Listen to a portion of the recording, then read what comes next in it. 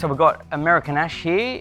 We're going to put wood protector 4006 on it. The reason why we want to use it is because it's most suitable for water repellent areas, bench tops, kitchens, anything where you really want water repellent. So it's the ultimate finish. It does change the colour slightly, darkens, impregnates in the grain, and it will darken up your end result, but it's very little.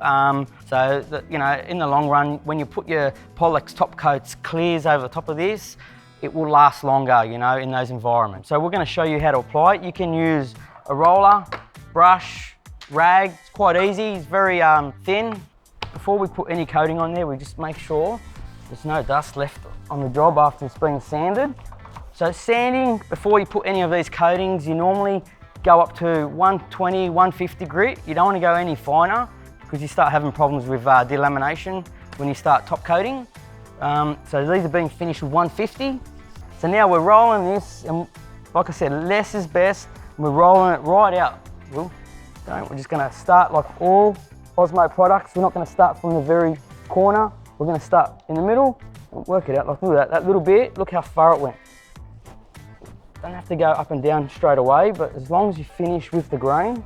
So this can get used underneath all Polyx oils. It is still wet. It doesn't look like there's not much on there, but everything sticks to it. So you have to make sure you put it in a dust-free environment. It's very important, but that will take 12 hours to dry. Let's see if you can't spill it. Let's see, look. Yeah, he's good. He's all right, yeah, he's pretty good. All Osmo products are terps-based. You use that for cleaning your equipment, cleaning your hands. You only need a little bit, Will, not too much. Perfect. You don't want to waste it, because it does go a long way. There's not enough in there. Come on, Will. Stop being a tight ass. Said that's enough. Who told you? No, I didn't tell you that. Said, that's a lot better. Remember, less is best. All right, let's go now. We've got plenty here now. It's all nice and clean. All right, and we're going to apply the raw. We've got 8 hours drying time, so you've got plenty of time to roller it. It's not going to dry on you. Like most clears, when you put it on a job, a clear normally yellows the timber. That white pigmentation that's in the Polyx oil kills the yellow. The good thing about it is we can give it 2 coats of raw and that will widen it up more, but if you're happy with that result and you don't want it any wider, you can just put Polyx, any gloss level you want, clears on top of this. So you don't have to put 2 coats of raw on, as long as you've got 2 coats overall. So you can put 2 coats of raw, or we can put this, 1 coat of raw, and then put whatever gloss level you want on top. All right, so now we've actually done a panel earlier on in the day. It's dry, so we'll bring it over and we'll put a comparison next to it. So we prepared 6 panels. We prepared 3 in American ash and 3 in American oak.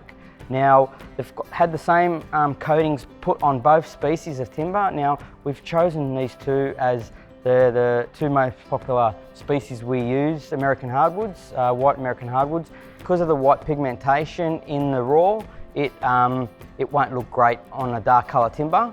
So that's why we prefer to sort of use them on these light colour timbers. And by having all this, wood protector down on it first and showing the end result with the raw on top, the colour can change dramatically from having just 1 coat to 3 coats. The only time you ever put 3 coats is when you're using wood protector. It's really 12 colour variations. So by us doing these 12 samples, colour variations, hopefully you can make a decision on picking one of these colours. What do you think, buddy? I reckon it's great, easy to use. Oh, well, I've taught you something. Oh, you got that? Yeah, it's good. He learnt well. Good.